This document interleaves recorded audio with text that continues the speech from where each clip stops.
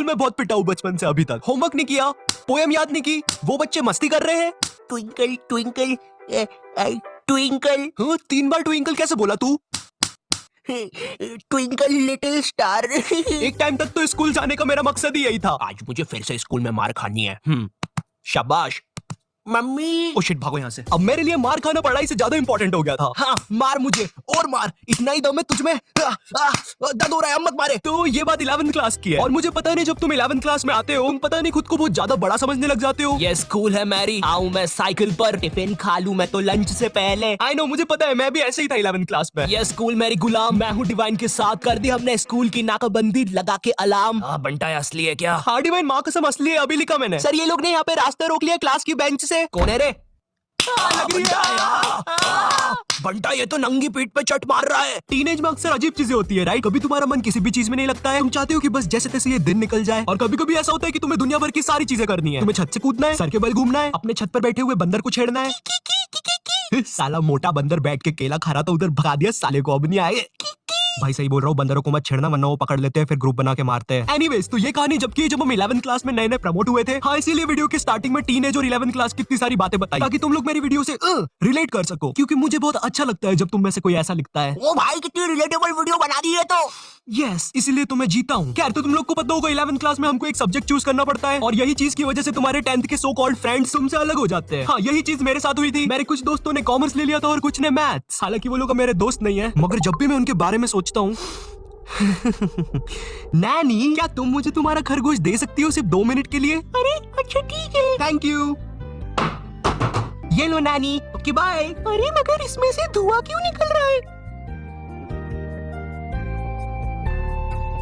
Naughty type of topic जाना बंद करो। सॉरी, अब हमारे सब्जेक्ट अलग होने से हम लोग की क्लासेस अलग अलग लगती थी। बाय द वे, मेरा सब्जेक्ट बायोलॉजी था, तो हम लोग को अलग अलग क्लास में बैठ के पढ़ना पड़ता था। मगर एक सब्जेक्ट ऐसा था जो हम सबके साथ में लगता था। ये लोग 200 बच्चों को एक साथ एक ही क्लास में भर देते थे और वो सब्जेक्ट था हिंदी। क्योंकि उसका एक ही टीचर था, तो वो टीचर से क्लास संभलती नहीं थी। हम लोग क्लास में बैठ के भोगते रहते थे। नहीं, सच में थोड़ी ना भोगते थे। तो अब वो टीचर से क्लास नहीं संभलती थी, इसलिए वो बोल देता था जिसको भी नहीं पढ़ना है वो बाहर जा सकता है। अब मुझे हिंदी सब्जेक्ट से वैसे ही नफरत थी। मुझे ये तक नहीं पता छोटी ई की मात्रा कहाँ लगती है और बड़ी ई की कहाँ लगती है। अरे ये दोनों सेम ही तो शब्द है, इनमें अलग अलग क्या है? मुझे पता है कुछ ज्ञानी लोग कमेंट करने वाले हैं। भाई जो ये वाला 3 है ना, इसको तू ऐसे पढ़ेगा, देख 3। और जो ये वाला है ना, इसको तू ऐसे पढ़ेगा 3। तो ये जो बड़ा वाला है ना, ये सही है। खैर, इसके बारे में किसी नेक्स्ट वीडियो में बात करेंगे। ओके, तो हिंदी सब्जेक्ट नापसंद होने के कारण मैंने मेरे दोस्त से पूछा, भाई चले गए क्लास से बाहर? वो भी फुल चौड़ में आके बोला, हाँ भाई डरते हैं क्या, चल बाहर। इसकी कोई जरूरत नहीं थी। तो अब हम दोनों उठते हैं क्लास में और टीचर के सामने से फुल चौड़ में बाहर चले जाते हैं, इसी गलत फहमी में कि हमें देख के बाकी बच्चे भी बाहर आएंगे। कोई नहीं आता है बाहर, अब हम दोनों अकेले, हम दोनों को पता नहीं क्या करना है। तो हम दोनों की फटती है, हम दूसरी क्लास में जाके पढ़ने लग जाते हैं। क्योंकि भाई मेरी स्कूल का जो फादर था ना, वो इतना खतरनाक था, उससे कोई नहीं बच पाता था। चल चल वहाँ चल, वहाँ चल। हाँ, मुझसे बच के कोई नहीं जा सकता। हाँ, अब बच के कहाँ जाओगे? ये फादर 24 घंटे स्कूल में घूमता रहता था और गलती से भी कोई बच्चा बाहर घूमता हुआ दिख जाए वो तो गया। इसी कारण मैं कोई रिस्क नहीं लेना चाहता था, इसलिए मैं दूसरी क्लास में जाके चुपचाप बैठ गया। मगर फिर कहीं से खबर आती है कि फादर आज स्कूल में है ही नहीं और उतनी देर में मेरे बाकी दोस्त और कॉमर्स वाले भी उस क्लास में आ जाते हैं। हाँ, कॉमर्स वाले इसलिए बोल रहा हूँ क्योंकि इन लोग का अलग ही चलता है। क्योंकि जब तक हम लोग थे क्लास में, जब तक बहुत ही शांति थी, मगर जैसे ही ये लोग आए, इनमें से कोई पंखे पे लटक रहा है, चौक फाइट चल रही है, आओ मुझे लग गई है। तो इन्हीं सब चीजों की आवाज सुन के एक खड़ूस सर क्लास में आ जाता है। अब इस बंदे के बारे में मैं कुछ ज्यादा बोलूंगा नहीं, लेकिन ये बहुत ही चमत्कारी सर है। क्योंकि जब भी कोई बंदा कांड करता है, ये सर पता नहीं कहाँ से एक चिट निकालता है और वो चिट उतनी बड़ी होती है जितने बंदे का इसको नाम लिखना रहता है। एक बंदा मस्ती कर रहा है, छोटी चिट, 10 बंदे मस्ती कर रहे हैं, बड़ी चिट। तो वो सर हमारी क्लास में आता है और अपनी खुफिया जगह से चिट निकाल के हम लोग का नाम लिखने लग जाता है। वहाँ से मेरी थोड़ी थोड़ी फटना चालू हुई। उस टाइम मेरा दोस्त सर से बोल रहा है, सर हमने क्या किया, हमारा नाम क्यों लिख रहे हो? और ये वही बंदा है जिसको सर ने स्वयं सीढ़ी पे चढ़ के पंखे से नीचे उतारा था। इस टाइम तक सर हमारे नाम लिख के ले जा चुका था और हमारी बहुत गंदी फट रही थी, क्योंकि आजकल हमारी स्कूल का फादर कुछ नया ट्रेंड फॉलो कर रहा था, बच्चों को स्टेज पे बुला के मारना सबके सामने असेंबली में। क्या इतनी ज्यादा बेइज्जती? मैं नहीं करवा सकता खुद की इतनी बेइज्जती। भाई एक बार एक बच्चे को फादर ने स्टेज पे मार के नीचे फेंक दिया था और असेंबली की लाइन में जो बच्चे आगे खड़े थे, भाई वो इतने हरामी पीछे हट गए, वो फिकाया तो उसको कोई भी उठा नहीं रहा है। असेंबली खत्म हो गई, पीरियड खत्म हो गई, लंच हो गया, वो बंदा अभी तक वहीं पड़ा हुआ है, उसको कोई उठाने नहीं आया अभी तक। तो हम सब लोग की अब बहुत गंदी फट गई थी, तो हमने डिसाइड किया कि हम स्कूल ही नहीं आएंगे एक दिन। पर फिर हम में से एक बंदा बोलता है, ओ भाई स्कूल क्यों नहीं आएंगे, स्कूल आना हमारा हक है। हाँ, अपन एक काम करते हैं, अपन असेंबली के बाद स्कूल आएंगे क्योंकि कल स्कूल में क्रिकेट मैच भी है, तो मुझे मेरे डोले शोले सबको दिखाने हैं।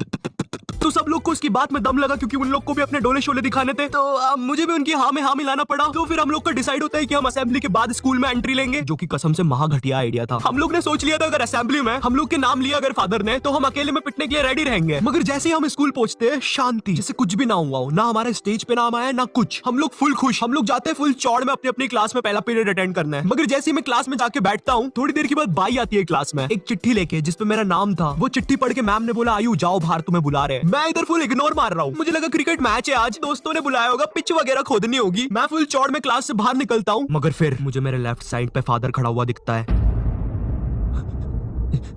ये नहीं हो सकता। और दूसरी साइड मेरे सारे दोस्त खड़े थे लाइन बना के पिटने के लिए।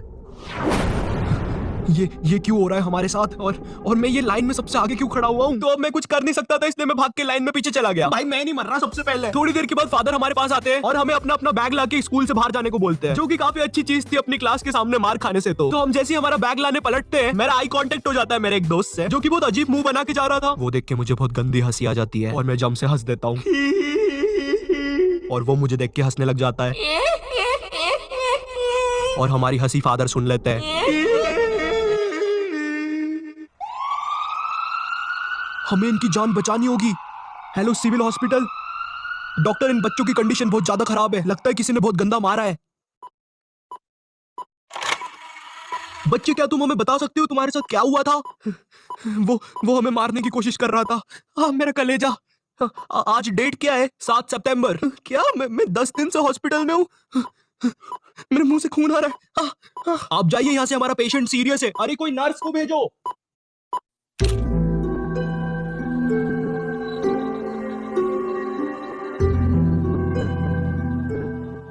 इस हादसे के बाद स्कूल को बंद कर दिया जाता है और फादर को मेंटल हॉस्पिटल भेज दिया जाता है। इस हादसे के बाद ये भी पता चलता है कि स्कूल कब्रिस्तान के ऊपर बनी हुई थी। सूत्रों के हिसाब से पता चलता है कि फादर कभी भी मेंटल हॉस्पिटल से भाग सकता है और वो वापस आकर उन 2 बचे हुए बच्चों की भी बलि चढ़ा देगा। My father.